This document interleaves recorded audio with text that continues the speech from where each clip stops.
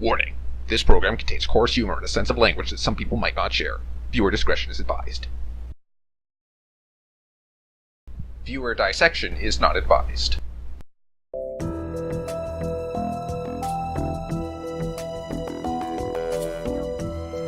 We're back with some more Everlasting Summer. Alrighty. Now getting right into this, there is one thing. This is way too loud. Alright. Bright daylight struck my eyes. At first I didn't pay attention as I wasn't fully awake yet. On their own, my legs carried me towards the door. Semyon. Oh, that's this guy's name. Damn, looks like I fell asleep and missed my stop. But there was no door. I looked around the bus and realized that it wasn't a good old worn-out Lea's like I looked around the bus and realized that it wasn't a good old worn-out Lea's. Instead, the bus was an Icarus model, a new one. I froze in shock. How? What? Am I dead? Have I been kidnapped? No, I must be dead. I patted myself down feverishly, slapped myself painfully in the face a few times, banged my forehead on the back of one of the bus seats. It's clear, either I'm still alive or you can still feel pain even when you're dead. But how could this happen? Maybe I slept for too long and ended up at the bus depot. And then, what, did they put me onto another bus? I rushed out and took a look around. Greenery wherever I looked, tall grass on the roadside, trees, flowers. Summer. But how? It was winter just a moment ago. My head was aching unbearably, as if it was going to explode. Slowly I began to remember.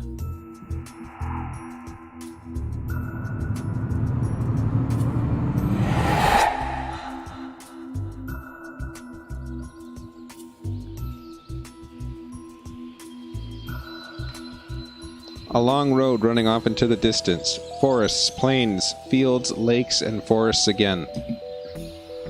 I think I was sleeping, but then how can I remember all of it? And then, a gap. Some girl leaning over me. She softly whispered something into my ear. Then a gap again.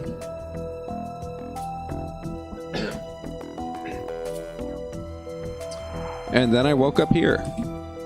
Who was that strange girl? Or was she just a dream? For some reason, thinking about her made me feel better and calm down a little.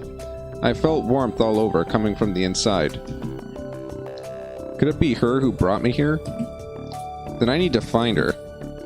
And the best way to look for her is away from here. I rushed to the left, then to the right, then stopped, hesitating over where to go. Finally, I ran in the direction from which the bus had probably came.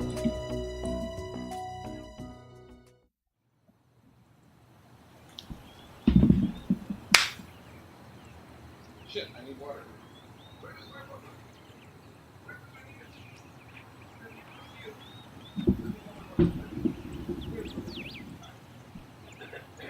It's not a drink.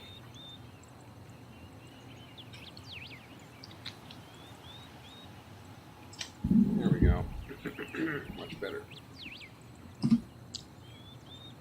Physical exercise does refresh one's mind. Thoughts became clearer, and it gets a little easier to evaluate the surrounding reality. Not in my case, however. I was sitting on the roadside wheezing and trying to ease my sore throat by gulping breaths of hot air. In any case, the run did its job. The fear withdrew for a little while. Maybe I really am just dreaming. Though recalling my self-harm on the bus, I immediately rejected the idea. I am neither dreaming nor dead. A narrow road ran through the field and far off into the distance. That exact same road from my dream. I must be very far away from home.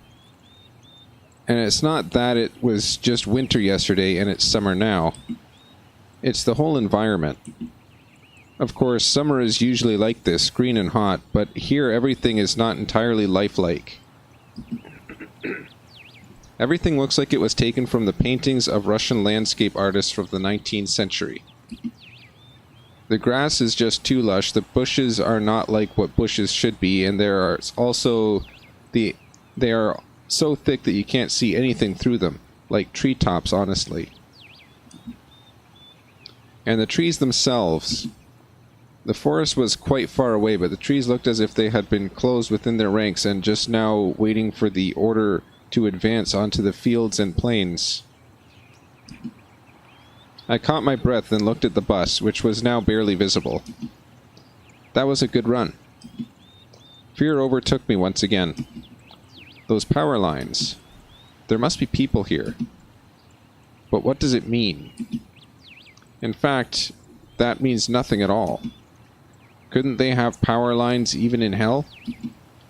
Roasting sinners over hot coals, that's so last century. I must have reached the point of no return, after which you should either lose your mind completely or finally try to understand what is going on. And while I have no choice, I should pick the second option. I slowly headed back to the bus. Of course it was scary. But I'm not likely to find an answer in the fields or the woods, and this wretched bucket of bolts is the only kind of link that I have with the real world.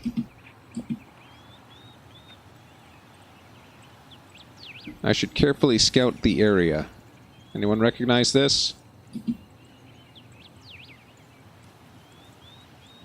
A brick wall and its gates crowned with a 7he404guy sign, statues of pioneers standing on either side, and a road sign nearby showing the bus route number 410.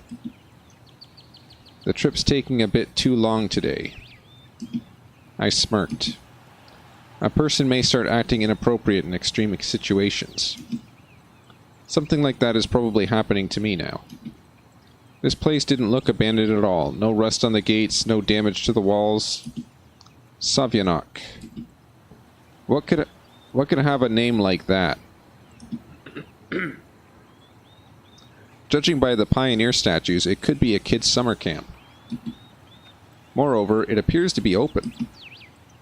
Of course, the simplest explanation, logically speaking, explains nothing at all. The strange girl, the altered bus, summer, the pioneer camp. Thousands of theories went through my mind instantly, from alien abduction to lethargic sleep, from hallucination to a time and space shift.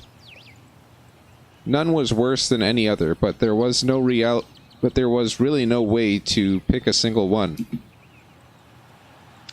Then it occurred to me, I can try to make a phone call. I took out my cell phone and dialed the first number from my contact list. But instead of signal bars, the screen was showing a thick cross. Alright, there may be no signal in such a remote place. Though I cannot be the only one who came here. Buses don't drive themselves. Good point. I examined the bus from all sides to make sure it wasn't a hallucination. Bits of dirt on the bottom, some rust here and there, faded paint, worn out tires. No, this is definitely a very ordinary Icarus. Yeah, exactly the kind of bus which takes you to places beyond your understanding if you carelessly fall asleep. I gave a nervous chuckle. It came up by itself, sporadically. Because this wasn't the right place or time to laugh. But where on earth is the driver? I cautiously sat down on the curb beside the bus and started to wait. My patience didn't last long. My anxiety seemed to have reached its peak, and I started to go slightly mad. In such a situation, anyone would probably have felt the same. Aliens and parallel universes were gone from my imagination, leaving only void and darkness. Is this how everything will end? How my life will end? But I wanted to do so much. There were so many things that I had no time for yet. I was overwhelmed by the idea. This was definitely the end. But why? It's not fair. Surely I'm no worse than anyone else. God, why?